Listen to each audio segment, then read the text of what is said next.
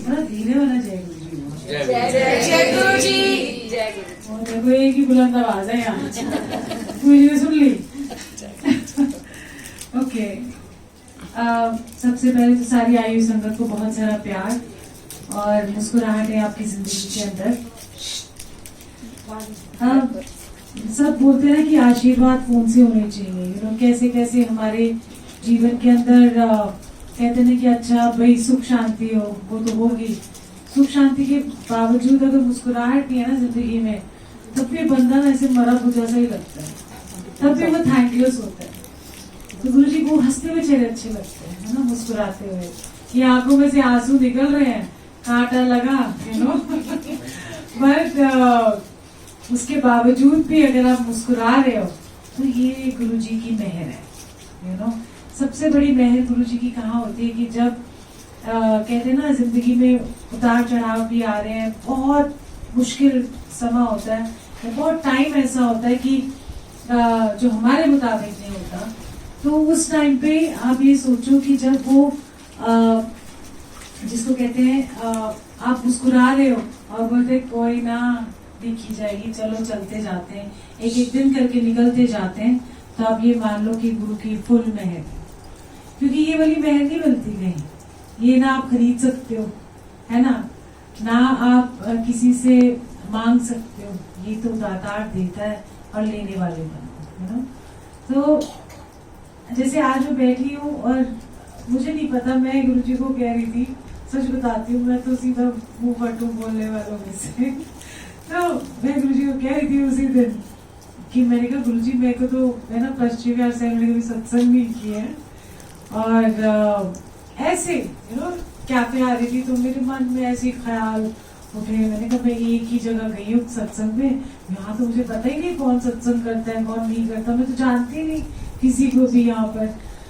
और इतने में उनका फोन आ गया, इतने में कोई और संगत आ गई, मैंने कहा अच्छा गुरु जी ये सही है, मतलब एकदम इंस्टेंट सुन लेते हैं ना जिसको कहते हैं। तो ऐसा नहीं है कि ये आपकी अपनी दिल की एक इच्छा होती है, ऐसा नहीं है कि आपको क्यों सत्संग करना है, क्यों मैं सत्संग करूं, क्यों कोई और सत्संग करे, क्यों हम करते हैं सत्संग। ये सत्संग इसलिए करते हैं क्योंकि उनकी जो बढ़ियाई करते हैं गुरु जी की, कि कैसे हमारे जीवन में वो एक बदलाव लेके आए, है ना। हम पहले कैसे थे, वही थे, पहले मैं ऐसा था फिर मैं ऐसा हो गया, एडवर्टीजमेंट नहीं आती थी। हम गुरु जी के साथ भी यही करते हैं कि हम पहले कैसे थे, है ना, कि और अब हम देखो कितने बदल गए और कैसे बदले। सत्संग भी सुनाऊंगी, बट ये जो बेसिक चीजें जो हमारी, ये हम ना टटोलते नहीं है, हम सोचते हैं कि मोटी मोटी चीजें उस पर ध्यान देंगे तो ठीक रहेंगे, बट कैसे आपको बदला अंदर से। पहले आप हार जाते थे किसी ना किसी चीज से, फिर उसके बाद आप जैसे जैसे गुरु जी के पास आते रहे, आपको हिम्मत आती रही, आपके अंदर परोपकार की भावना भी जाग गई, आपके अंदर एक दयालुता भी आ गई। दयालुता कैसे आएगी कि कोई दुखी है तो उसको बोलते चल तेरे को गुरु जी के पास ले चलते हैं। पहले तो चुपके से कहीं जा रहे होते थे, कोई नहीं बताता था किसी को, पता नहीं इसका काम ना हो जाए, मेरा रह जाए बीच में, है ना। सो आप भी बताते थे हम इस बाबे के पास जाते हैं, उधर जाते हैं, वट ऐसा होता था। हमारे दिल बड़े छोटे से थे, पर जब हम गुरु जी के पास आना शुरू हुए तो मुझे लगता है कि हमारे को लगता है कि ये बेचारा दुखी है, चल इसको भी ले चलते हैं गुरु जी के। तो आप सोचो कि छोटी तरीके से एक दयालुता की आपके अंदर भावना आ गई, आई पढ़ाई तो सही, किसी का दुख देख के आप उसको सोचते कि ये भी सुखी हो जाए, तो आप एक जगह लेके जाते हो। तो ये वाली चीजें ना खरीदी नहीं जा सकती, ना कहीं सीखी भी नहीं जा सकती। ये जब उनकी मेहर होती है तो आप ऐसे बदलते हो। अपने आप को देख लो, पहले कैसे थे, मैं भी तो वैसी थी, मैं तो ये सोचती, मैं तो बिल्कुल ही बदल गई। कहाँ मैं अंग्रेजन सॉरी टू से मैं थी अंग्रेज ही बिल्कुल टोटली, सच में बता रही हूँ। मैं हिंदी मुझे ज्यादा नहीं आती थी, मतलब शिवपुरा की बातें सुनाऊंगी यार। तो याद आ गई, याद दिला देना मुझे, भूल जाती हूँ बात करते किसी और ही पहुंच जाती हूँ। तो मैं कैसी थी और मैं कैसी हूँ, मैं आज मैं सोचती हूँ कि मैं बैलेंस हो गई, कि मुझे हर चीज को ना एक बैलेंस करना आ गया, कि अगर एक सत्संग का जीवन भी है, एक गुरु के साथ बिताए हुए पल भी है, एक संगत के साथ कैसे पेश आना, बैलेंस करना है। तो ये जो मेरा अंदर का बैलेंस है हर जगह पे मुझे मदद करता है। तो किसने किया ये गुरु जी ने। वो ट्यूनिंग करते रहते रेडियो की, जैसे मुझे वो नहीं रेडियो स्टेशन पहले लगे होते थे ऐसे, वो गोल गोल घुमाते थे, अच्छा लगा एक कांटा इधर हुआ, पर जब उसकी फाइन बैलेंस फाइन ट्यूनिंग होती है तो बड़ा अच्छा बजता है। इसी तरीके से गुरुजी हमारी क्या कर रहे हैं, रेडियो के जैसे होता है ना, फाइन ट्यूनिंग कर रहे हैं। इधर घटा उधर ज्यादा कर, है ना, उधर कम कर उधर ज्यादा। हमारे अंदर की जो बात है, ईर्ष्या है हमारे अंदर, ऐसे कोई का ज्यादा अगर है ना, ये इसके पास है, ये तो गुरुजी का तब भी आई है, इसके पास पता नहीं कैसे हो गया, इसका काम कैसे हो गया, ये ईर्ष्या है। ठीक है। फिर वो पहले तो बच्चों में ही घुसे रहो, फिर उनके आगे आगे और उनके बच्चों में भी घुसे रहो। अपने लिए टाइम नहीं है आपके पास, आप भूल जाते हो परमात्मा को। सब काम करो, सब ड्यूटीज करो, पर कुछ वक्त अपने लिए रखो। क्यों? क्योंकि जब सब छोड़ के चले जाएंगे ना, फिर कहोगे यार इतना सब कुछ तो कर लिया, अपने लिए तो कुछ किया ही नहीं। अपने लिए ऐसे नहीं कि कुछ आत्मा के लिए कुछ किया ही नहीं आपने। तो ये जो सत्संग के पल मिलते हैं ना, ये आपका टाइम है अपने गुरु के साथ, परमात्मा के साथ जो आप बिताते हो, ये आपका खजाना है। तो इसको ऐसे वैसे नहीं लेना चाहिए, कभी भी नहीं लेना चाहिए। भले ही कितने दुख हो, भले ही कुछ भी हो, बट ये वाला जो पल है ना, ये नहीं कभी आएगा दोबारा। दो पल एक जैसे नहीं होंगे, बट वो आते नहीं है। तो इसे जो पल मिल जाए ना, ये सोचो कि मेरा जो बैंक बैलेंस है ना, किस चीज का बैंक बैलेंस, पैसों का नहीं, सिमरन का भी नहीं। ये जो मेरे सिमरन तो कर ही रहे हैं, बट एक जिसको कहते हैं ना, अच्छाई का खाता गुरु के बैंक में जमा हो रहा है। एक्चुअली ये गुरु के बैंक में आपके जो पल है ये जमा हो रहे हैं। तो ये पल आप जमा करते हो, तो इसीलिए जब भी मिले, क्योंकि आप बाहर की दुनिया में तो रहती हो, शादी ब्याह में जो बढ़ चढ़ के गए, ऐसा भी काम कर दो, पार्टीज भी कर ली, सब कुछ कर लिया आपने, जो आपकी जैसे जैसे आप हो वो सब कर लिया। पर मुझे लगता है कि जो टाइम, थोड़ा सा वक्त हो, चाहे 1 मिनट हो चाहे 2 मिनट हो, मुझे लगता है कि अपने आप को थोड़ा सा सेंटर कर लो, अपने आप को थोड़ा केंद्रित कर लो और बस बोलो थैंक यू गुरुजी, आप मिल गए ना तो चलेगा। कह रहे क्यों? क्योंकि सबसे बड़ा हीरा मेरा गुरु है। मेरा वो कहते हैं किसी के कान में हीरा, किसी के नाक में हीरा, है ना, हालांकि मेरे में है, बट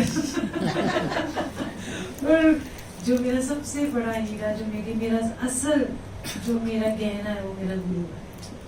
मैं गुरु पहन के चलती हूँ, मैं गुरु लेके चलती हूँ, मैं गुरु अंदर समा के चलती हूँ। कैसे चलती हूँ? हर चीज, कोई कहता है 24 घंटे कैसे याद किया जाए गुरु जी को, कैसे करोगे आप? बैठ जाओगे धुनी रमा के, बैठ जाओगे? नहीं,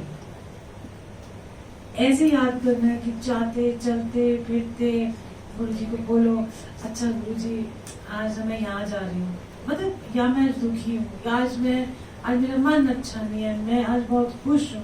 मतलब आप जब भी गुरु जी से बात करते हो तो उनको याद करते हो। जो बात करना उनके बारे में, उनसे आपसी अंदर की बात, मतलब उनको याद करना, उनको याद रखना, उनको याद करना, याद ही आपका सिमरन बन जाएगा। गुरु नाम ही आपका सिमरन बन जाएगा ना। गुरु जी गुरु जी गुरु जी गुरु जी करो तो थोड़ी देर बाद ना वो ध्यान इधर उधर हो जाता है।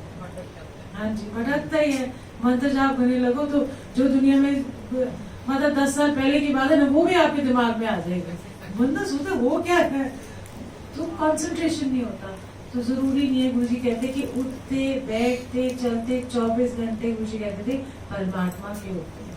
तो आप उस 24 घंटे में सोते टाइम, जब जागो तब, इवन ब्रश भी कर लो तब भी जय गुरु जी ना भी बोलो। उनको इमेजिन गुरु जी बैठे हैं, उनको जय गुरु जी सुनो, मतलब नमस्ते करोगे ना उनको, है ना। तो इस तरीके से आप उनको याद करो।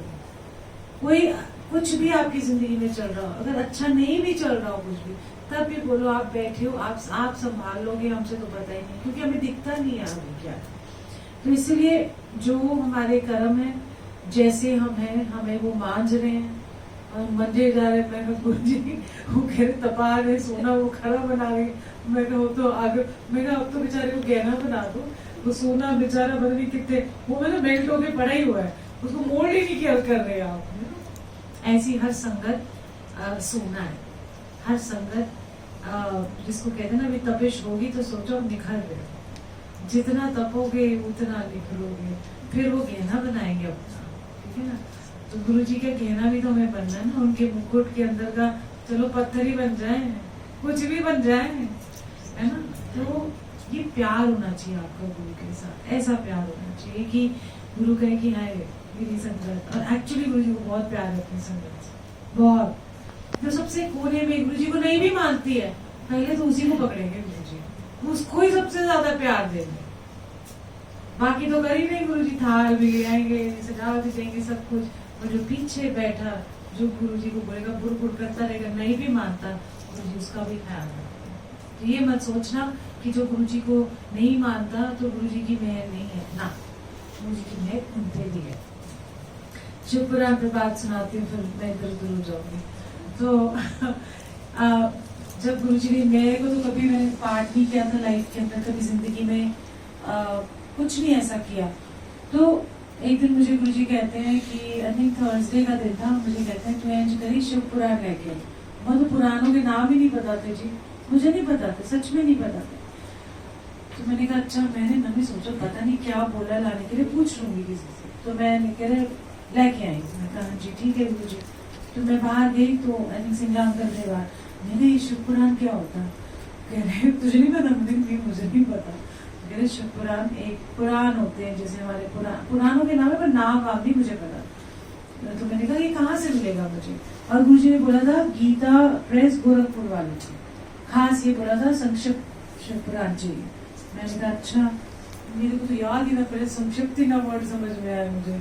एनीवे मैंने कहा शिव पुराण बोली है, तो कहते हैं रुक जा मेरी कार में पड़ी हुई है। मैंने कहा अच्छा, उन्होंने मेरे को लाके दी। और जब सब और वो संगत चली गई तो मैंने गुरु जी के बाद आई, मैंने कहा गुरु जी शिव पुराण नीचे थी, मैंने कहा मिल गई, आपने बोला मुझे मिल गई, उसी टाइम मिली, उसी दिन उसी टाइम ही। तो मुझे कहते हैं एंज करी कल आ जाए। आज संगत बड़ी सी ना, मैं थक गया बड़ा, बेचारे पोले से छोटे से, क्योंकि जो पैंट शर्ट में थे ना क्यूट से लगते थे छोटे से ना, और जब वो रोब्स में आते थे तो बंदा ऐसे लगता था पता नहीं कि छोटे से कितने बड़े से हो जाते थे। तो मुझे कहते हैं, मैंने कहा कितने प्यार से बोले आज मैं थक गया, संगत बड़ी सी। मतलब हमारे गुरु भी तो थकता, मतलब फिजिकल शरीर में तो थकते ही है ना। तो मेरे को लगा, मैंने कहा यार कितने बेचारे काम करते हैं गुरु जी, कितना हमारी संगत का ध्यान रखते। सच में थकावट में तो पूरी एनर्जी लगती है ना उनको, हमारे तो रोने धोने नहीं खत्म होते। जितनी संगत आई अपने, कोई IAS ऑफिसर, उसका भी अपना कोई रोना, किसी ना किसी का कोई ना कुछ जीवन में चल ही रहा। तो मैंने कहा अच्छा ठीक है। तो मैं नेक्स्ट डे लेके गई, और जब शिव पुराण लेके गई तो मुझे कहते हैं फिर कहा जाओ पेन लेके आओ, मार्कर लेके आओ। मैंने कहा अच्छा, मार्कर लिए एक बार गई, वो कह रहे मोटा वाला लेके आओ, मतलब वहाँ रखे होते थे मार्कर, फिर लेके आए। फिर उन्होंने अपने साइन किए और लिखा ब्लेसिंग्स ऑलवेज, और जो भी डेट जिस दिन मुझे दी, मुझे सिर्फ इतना कहा पढ़ा कर चल रहा है बस। कितनी बार पढ़ना है, क्या पढ़ना है, कुछ नहीं। आप मानोगे नहीं, मैं तो बड़ी एक्साइटेड है। गुरु जी का कोई दिया हुआ चीज, कोई लिखी चीज आपको लगता है फटाफट कर लीजिए। अब मैंने पहला पेज खोला, मेरे समझ ही नहीं आया कि क्या लिखा हुआ, तो टेंशन ही हो, रोना ही निकल गया। मैं पढ़ूंगी कैसे इसको? एक तो भारी भरकम हिंदी, ऊपर से वो संस्कृत भी बीच में लिखी हुई है, पता नहीं क्या क्या। मैं पढ़ूं, मेरे से वर्ड ही ना पढ़ा जाए हिंदी का, दो जोड़ू मतलब ही कुछ और। मैंने कहा तो टंग ट्विस्टिंग है, बाप रे बाप। पहले तो एक आध दिन रोते रोते पढ़ती थी, सच में मुझे नहीं आता, मैंने रोए भी था कि मुझसे ये भी नहीं होगा गुरु जी, ये नहीं होगा। एनीवे धीरे धीरे करके मैंने कहा ऐसा है गुरु जी, शिव जी देख लेना, हमसे ना मैं कोशिश कर रही हूँ, पूरी ट्राई कर रही हूँ 100%, बट आप ये देख लेना कि ये वर्ड्स आप समझ लो। वो कहते हैं ना उच्चारण में भी ऐसा होता है, डर जाता है यार बंदा से, तो भाव अच्छा होना चाहिए। तो मैंने कहा देख लेना, अपने आप समझ लेना क्या पढ़ रही हूँ मैं। सो ऐसे करके मैंने शिव पुराण पढ़नी शुरू की। पर उसके बाद तो फिर अब तो इजी है, अब तो मैं, आप मुझे बोलोगे 10 दिन का पाठ करना तो वो भी मैं पढ़ लूँ। तो ये उनकी कृपा से ही होता है। और आप सोचो कि ये पहले तो रोए फिर अब हंसते हैं, तो उनको पता है। अच्छा, उनको ये भी पता है कि शिव पुराण पढ़ रही कि नहीं पढ़ती, क्योंकि जब मेरे हस्बैंड को भी बोला तू भी पढ़ लिया कर पाटिया, ऐसे मतलब मेरे हस्बैंड तो पाटिया ही कहते थे, सो कहते पाटिया तू भी पढ़ लिया कर। तो कहते हाँ जी गुरुजी, उन्होंने तो पढ़ी नहीं, तो मैं तो एंथुजियाज्म में किसी तरीके से इसको पूरा करना है। एनीवे एक दिन जब मेरे हस्बैंड गए उनके पास, तो कह रहे फिर, कह रहे तू पढ़ी नहीं, कह रहे नहीं, ऑलगा ने आधी खत्म ही कर लेती शिव पुराण, कह रहे हैं गुरुजी। तो उन्होंने आगे मुझसे पूछा तो तूने ये करी, मैंने कहा हाँ जी। तो सब जानी जाने कि आप पाठ कर रहे हो या नहीं कर रहे हो, आप क्या कर रहे हो कि नहीं कर रहे, आज की डेट में भी उनको सब पता है कि आप क्या कर रहे हो। वो आपके ना अंदर तक घुसे हुए हैं। आपका कल जो थॉट आने वाला है ना, उनको पहले से ही पता है कि ये विचार आपके अंदर आने वाला है।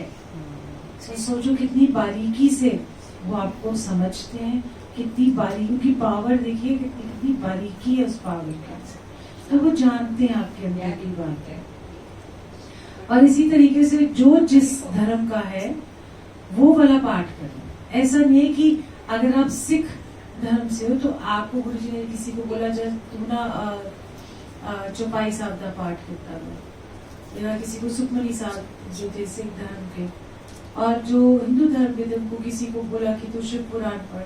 ऐसा नहीं है कि सिर्फ शिव पुराण ही पढ़नी है।